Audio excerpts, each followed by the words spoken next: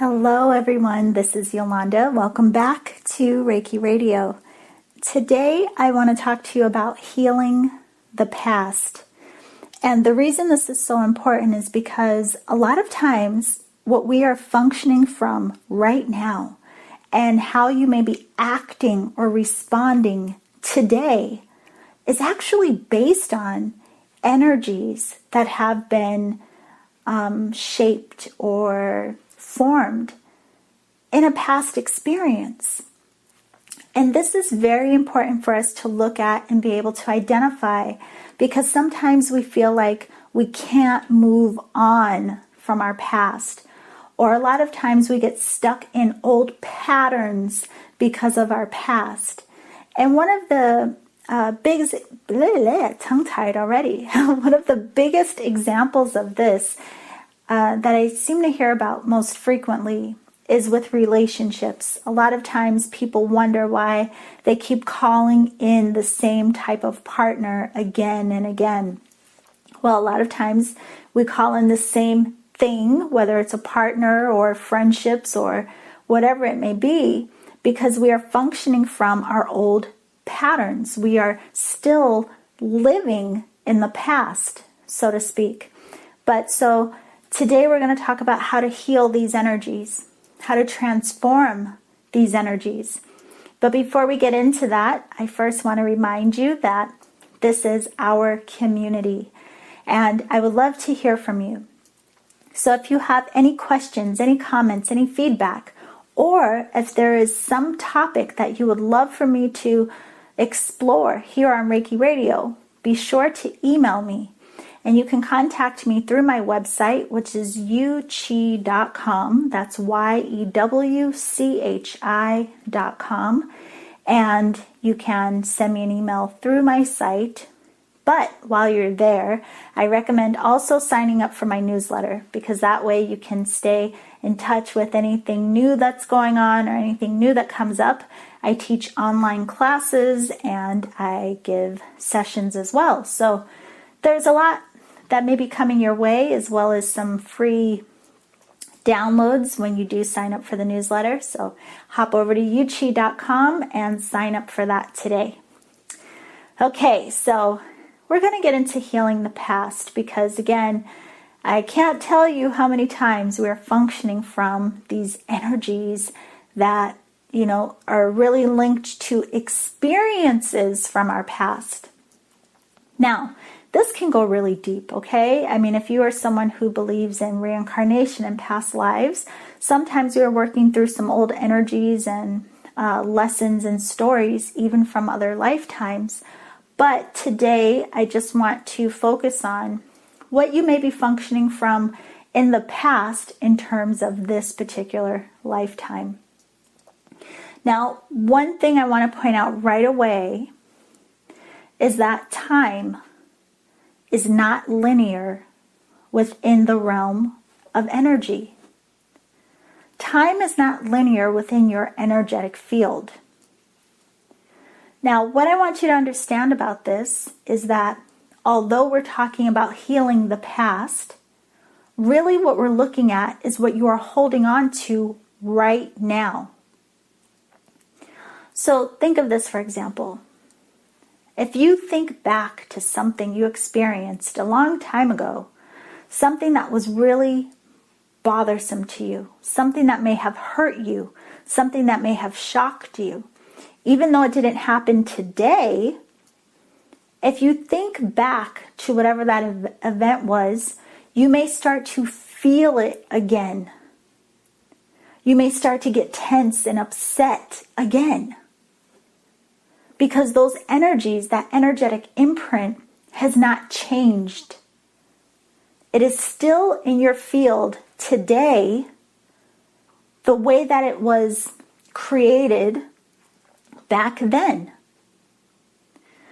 Now, what I want you to keep in mind just from the beginning of this conversation is we cannot destroy energy. We can change energy. Nothing really is destroyed entirely. Everything changes form. everything transforms into something else. For example, you can take water and freeze it. It becomes ice. You didn't destroy the water, it just changed form. You can take water and pour it into the earth. You didn't destroy water, it just became absorbed by the earth. You can think about, again, these energies in your field. A lot of times we think if we push things aside into our subconscious, or we don't think about them, we don't acknowledge it, we don't address it, that we've somehow destroyed it, or that we have let it go, the way, we say so commonly. But the truth is that when something else happens in our life that triggers that old emotion, that pushes a button on that old memory, that reactivates that energy, what happens? We start acting and responding from that space of the past, but right now. So, when we talk about energy, again, just keep in mind, it's not linear. Time isn't linear in the realm of energy. And so, it's very important to become aware of what we may be holding on energetically, and even really acknowledging the past as it makes itself present to us, as it presents itself to us.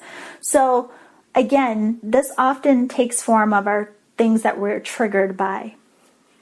So think about this, for example.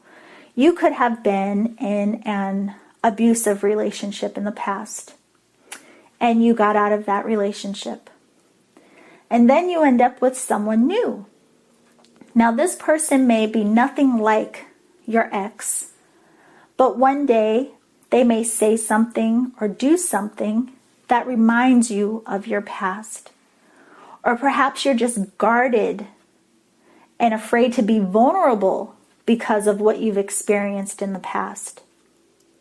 So instead of functioning in this new relationship from a new space, you end up treating this relationship as if it is the old one. And then what happens? The person that you're in relationship with oftentimes is annoyed and confused because you may be putting on them or projecting onto them things that have nothing to do with them.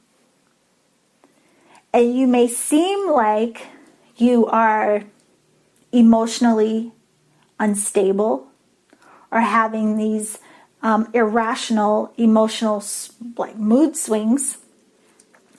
And the only reason it seems irrational is because you may not even be aware of where this is stemming from. And here's what's even more interesting. Sometimes we know what we're responding from. Sometimes you may be triggered and you will even identify yourself. I am responding this way because of what I have experienced in the past. But here's the question. What are you doing about it? Are you going to continue to function from your past experience? Or are you going to decide to heal those energies so that you can start to function from a space that maybe feels more in alignment with what you actually want to experience? So I'll use the relationship example again. A lot of us have been hurt, right, in the past. And we end up having these emotional or spiritual wounds, that we'll call them, that are lingering in our energetic field.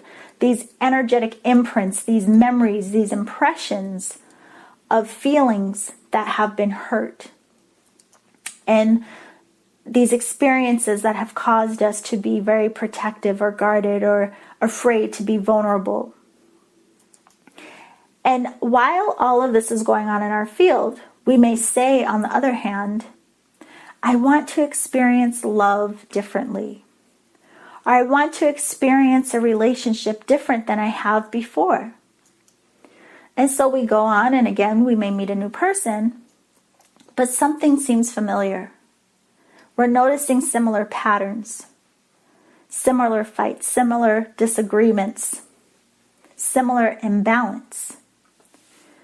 And we'll have the tendency to point the finger and say, oh my goodness, it's this person.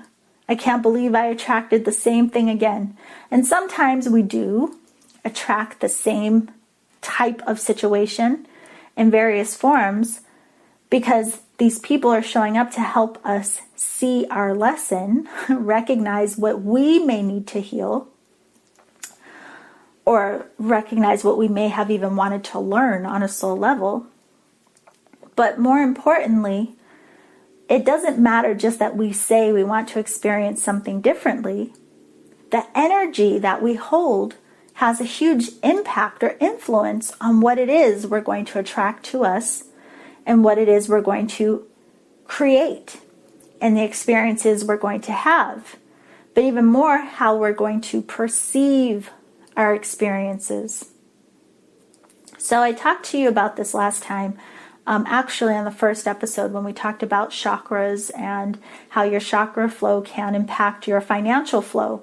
Well, your chakra flow and your energetic flow and your energetic field, again, has an overall impact on everything you attract.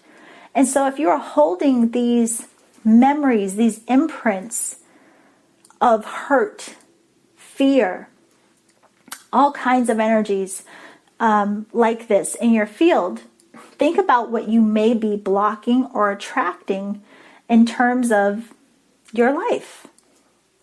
So healing the past can be very beneficial for us to allow us to align with new experiences, to help us align with having new awareness, new understanding. Now I want to point this out first. This doesn't mean you have to sit and kind of, take inventory of all the hurt you've ever experienced in your life.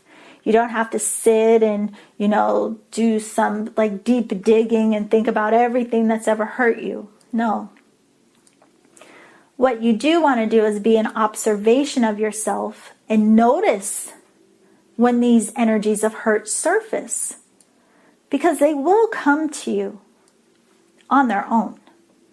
And again, they often come through in the form of being triggered by something else. And then all of a sudden we're hurt or angry or upset and all of these things. And we don't necessarily take the time to stop and acknowledge why. Why are we responding this way? Why are we reacting this way? What does this really stem from? Is this really even about the person that we're engaging with right now? Or is there something deeper? What is the root of this behavior, of this hurt, of this fear? When you start acknowledging your emotion and you start asking yourself these questions, that's when you start recognizing what it is that you hold, what spiritual or emotional wounds may be present, and what you have choice to transform in order to align you with something, I would say, more supportive of you. I'm going to talk to you about transforming these energies in a moment, but I also want to point out that this is nothing to judge yourself about, okay? We have all been hurt. We have all had experiences that have been tough. We have all had experiences that we rather forget. We have all had experiences that we may have regret over, holding a grudge over, have some shame around. We've all had these experiences in various forms. Now, we have choice in what we do with these experiences and how we perceive them. Now, a lot of times it can be a hard pill to swallow to hear that we have choice in how we perceive it. Because a lot of times when we have been hurt or experienced something that has been hurtful, our natural go-to is anger, upset, protection, right? Our ego starts coming up front to defend us in some way. But in all of that, we never really address the issue. We never really address the hurt. And that doesn't necessarily even give us a space to heal. Now, a lot of times we opt out of healing, and some people want to hold on to their grudges, their anger, their upset, because they don't want to forgive. They don't want to forgive the other person. Sometimes you may have a hard time forgiving yourself. But, the truth is that when you hold on to grudges and upset and anger and refuse to forgive, whether it's yourself or someone else, it's affecting your energy field. It's impacting your life. It's influencing your wellness. It's influencing what you believe you can create, what you think you deserve. It's influencing how you experience your life. So I want you to just think about this for a moment. Any old hurt, any old wounding that you're holding on to right now, that you have been unwilling to forgive or address, I want you to just take a mental note for yourself of how this may be having an impact on your life that is not supportive of you. How this may be impacting your life in a way that may be hurting you even now, even though it happened in the past. And now I want you to consider the possibility that you can acknowledge this hurt and give yourself permission to observe this experience from a higher point of view. Now again, depending on the experience, it may be a tough pill to swallow, but we're talking about your field, your energy, how this is impacting you. So maybe it's worth it to you to do this work for yourself so that you can find yourself in a space of healing, alignment, transformation, freedom from however this may have been holding you back or hurting you, right? So how do we transform these energies? How do we stop acting and responding now from the past? Well, the first thing is self-connection and acknowledgement, like I just said. And there's several ways that we can do this. Sometimes, again, it's just that we are triggered by something, and then here, this emotion comes up and we're like, oh my goodness, why am I responding this way? Don't brush it under the rug. Really consider, why are you responding that way? What is this really about? What is it reminding you of? Why are you having this response, this reaction? It takes work to do this self-healing, this self-transformation.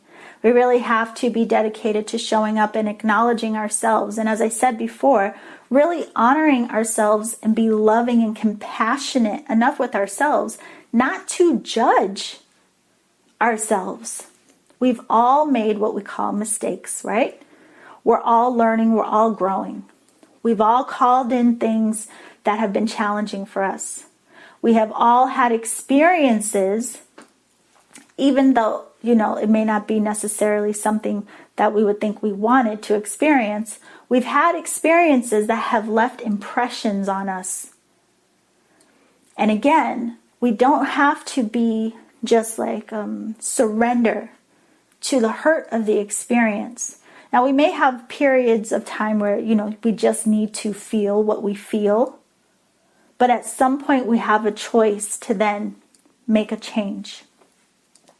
Now, one of the ways we can do this, I would say, one of the most common things are people like to talk to a friend about what is coming up for them and what they're feeling. Sometimes we just need a sounding board. But here's the thing with talking to a friend. One, you have to be willing to be open, honest, and vulnerable. Otherwise, you're not going to get the deep level of healing and understanding and transformation that you may be able to get if you were able to be more open and vulnerable. And sometimes we alter or edit what we share with other people because we don't want to be judged by them, or we don't want to hear their opinion, right? So, if you have a friend that you can be that vulnerable with and you feel that safe with, that is an option, because in that exchange, you often gain clarity and understanding for yourself. If that is not a space where you can be vulnerable, you may want to do something else like journaling. So a lot of people journal their feelings, and even if you aren't, you don't consider yourself a writer, and even if you've never journaled before, you don't have to think about it. It's just you create space and allow yourself to just write whatever comes to mind. Don't edit, don't judge, don't worry about grammar and punctuation. Those things really don't matter. All that matters is you're allowing your mind to release. So, if you notice that you have a certain pattern or certain energies or certain feelings and emotions that are coming up or being triggered or have been left unresolved, you may want to journal about it. And at the top of the page, you can just write a simple question like, what energy am I holding around this? Or why am I responding to this in this particular way? And then just take a breath and answer your own question, again without thought. In that process of journaling, you want to stay out of the analytical mind and allow your intuitive self to just flow. Just write freely. You may not even want to read what you're writing as you go. Just wait until you're completely done. But just let it all come out. Now, if you want to go even deeper with this, I always recommend meditation. Meditation is a beautiful way of connecting with yourself. A lot of people are intimidated by meditation because they think that it's a practice only meant to help you silence the mind, and people oftentimes fear they're doing it wrong because their mind keeps going. Well, your mind is meant to think. That's what it does. So there are many reasons and ways to use meditation, and one of the ways you can do it in this particular case is just to sit with yourself in observation. Consider what hurt you may be holding. And as you sit with this energy, with this memory, just observe where you start to feel this energy in your body. Where are you even holding this energy? And again, if you stay out of the analytical mind and just trust what comes through intuitively, you'll start to see, feel, or sense where this energy is being held within your field. And that could be your body, your auric field, wherever it may be. And once you identify where you're holding this energy, you want to breathe into that space. Breathe your complete awareness and attention into that space. And start talking to that energy. Converse with it. Ask why it's being held where it's being held. Ask why you've been holding on to it the way that you have been. Ask what it needs to feel supported. What does this energy need to feel healed or transformed? Now, you may be surprised at what comes through for you. Just trust. Again, let the analytical mind take a back seat for these exercises. Trust what comes through. And whatever comes through for you, take note of it. And consider how holding on to this, how you may have believed that it was serving you, but the impact that it would have for you to change your perspective or how you're holding it, to allow your energy to start to flow again in a more balanced and harmonious way. Now, here's an example of this. a lot of what we hold on to because we may think on some level we're holding on to the memory in a particular way as a means of protecting ourselves. We don't want to forget that hurt because we don't ever want to experience it again. So we think we're protecting ourselves. Well, again, this can cause an energetic block. It also has an influence on, your thoughts, your feelings, beliefs, which ultimately is affecting your energetic field and having an influence on your responses, your behavior, your patterns, what you create, what you block and attract in your life.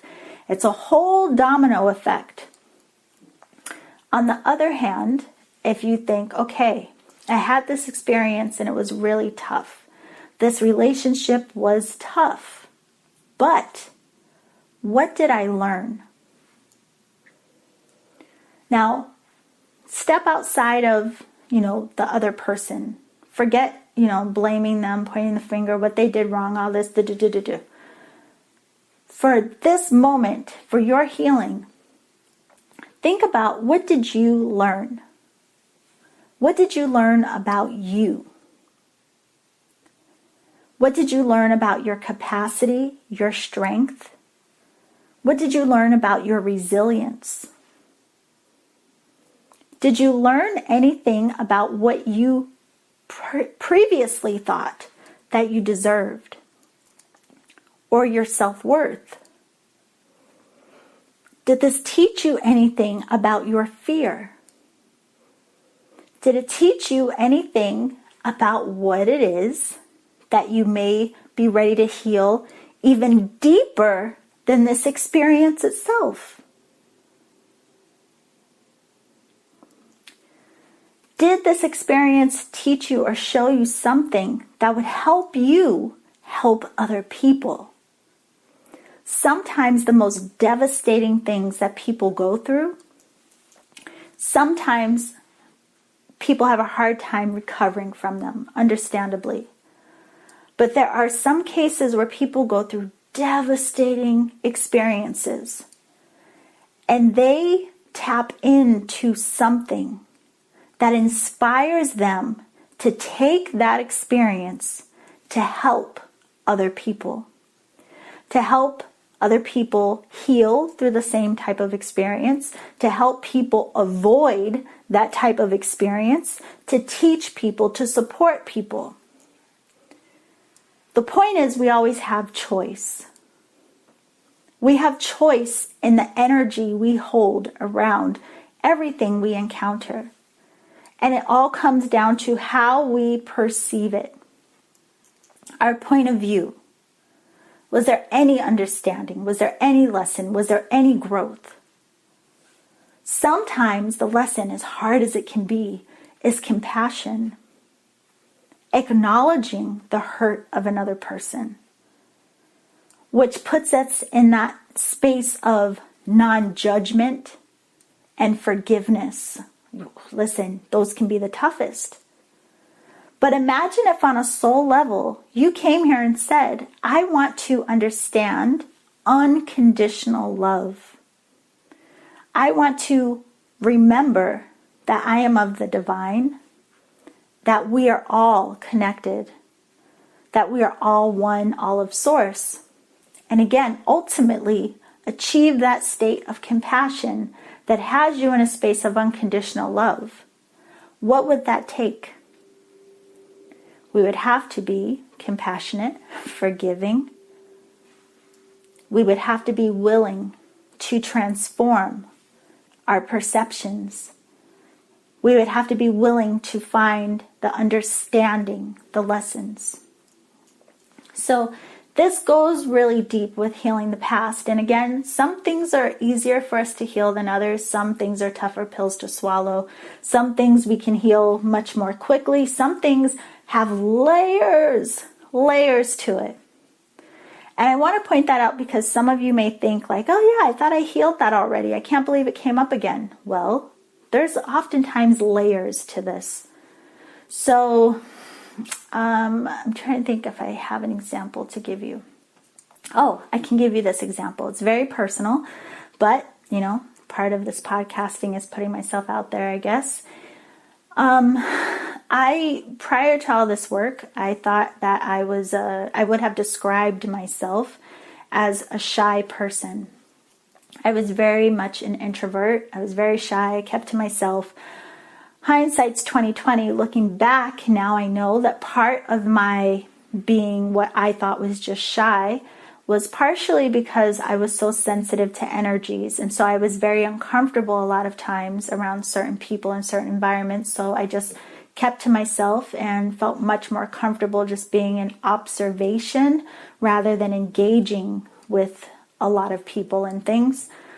Then I would say in my 20s, the role that I took in corporate, I worked in finance, and I had to facilitate a lot of meetings with people that were in the office I was in, as well as people who are in other countries. And part of the reason my boss really kind of forced me into doing that, which I hated at the time, but I could appreciate now, is because she understood that that would help me grow. She knew that I was shy, but she really wanted me to stretch and grow. So her forcing me to do those things kind of like put me out there to go out of my comfort zone. So I thought, okay, well, maybe I'm shy, but if push comes to shove, I can force myself into interacting with people. I also dated someone who, at one time in my 20s, the same type of scenario. They encouraged me to come out of my shell a little more. So I knew that it was possible to get over something that I thought was a boundary for me. And it was only a boundary if I allowed it to be, but I was able to force myself into stepping out more, becoming more extroverted, even if it was forced. I had the ability to do it. Well, as time went on and I got into this energy work, I became so excited about this work that I really felt passionate to share with other people. But the thought about that made me very nervous, because that meant I was going to have to interact with complete strangers. How am I going to teach Reiki and interact with complete strangers unless I again get over this? So I was stretched even more. And of course, deciding to do this podcast, reaching out globally, stretched me even more.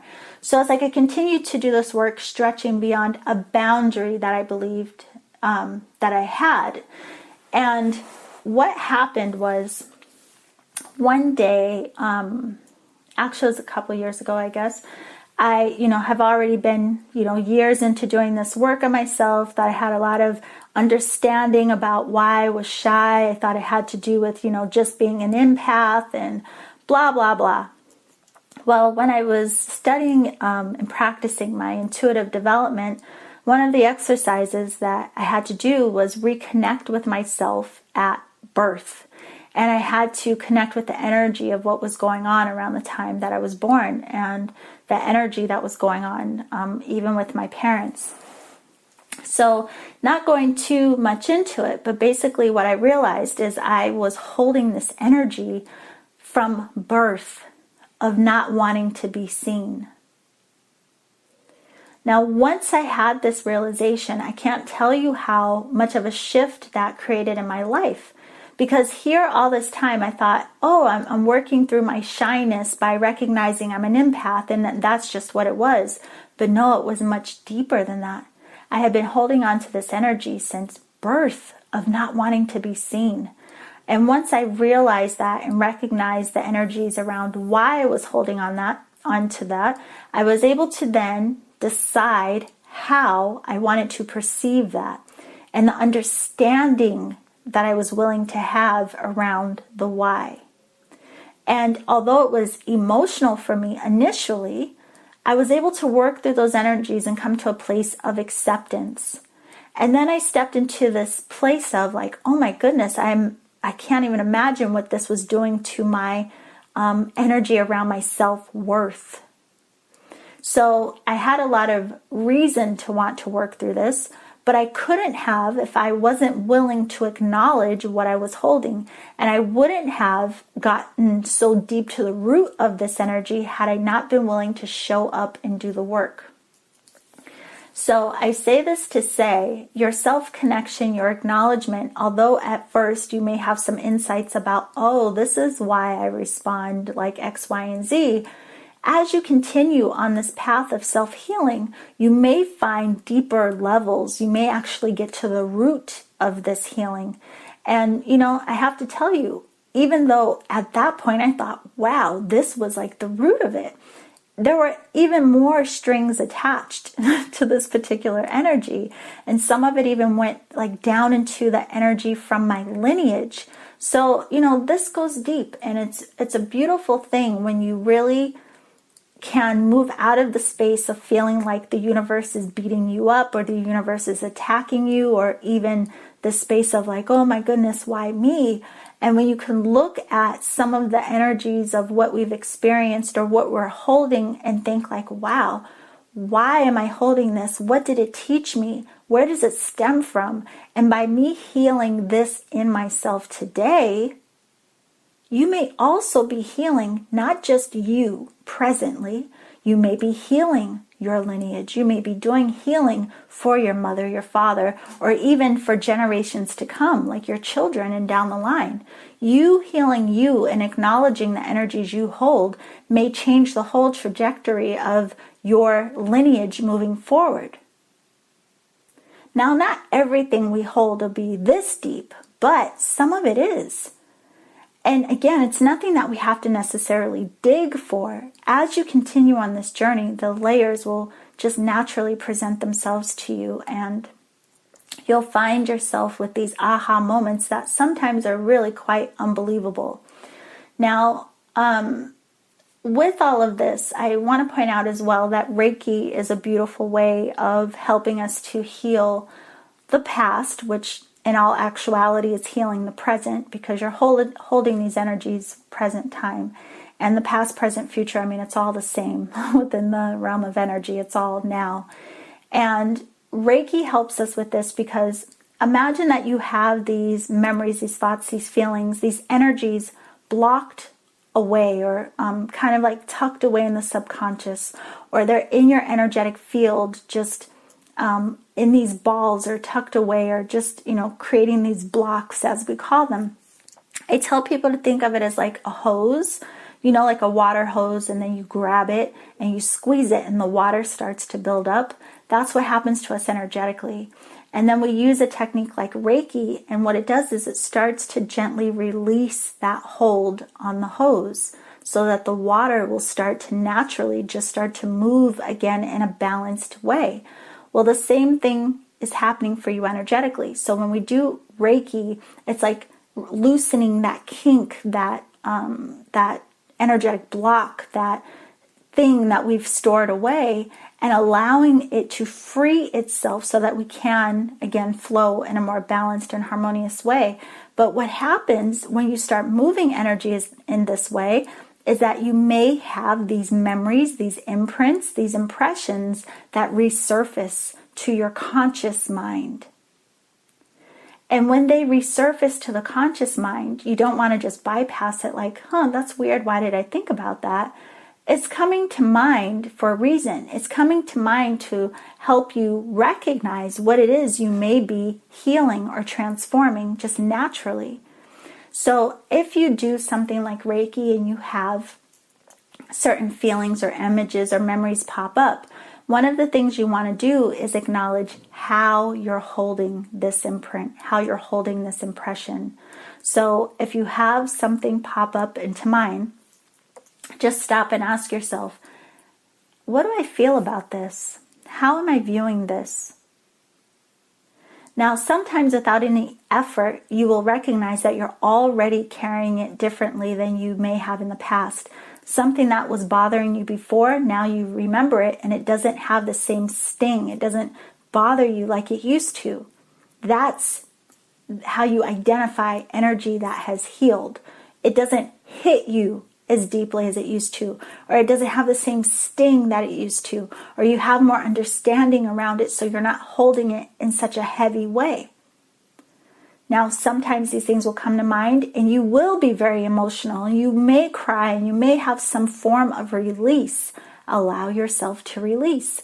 And again, acknowledge how you're carrying it, what you're holding, how you feel about it, how you perceive it.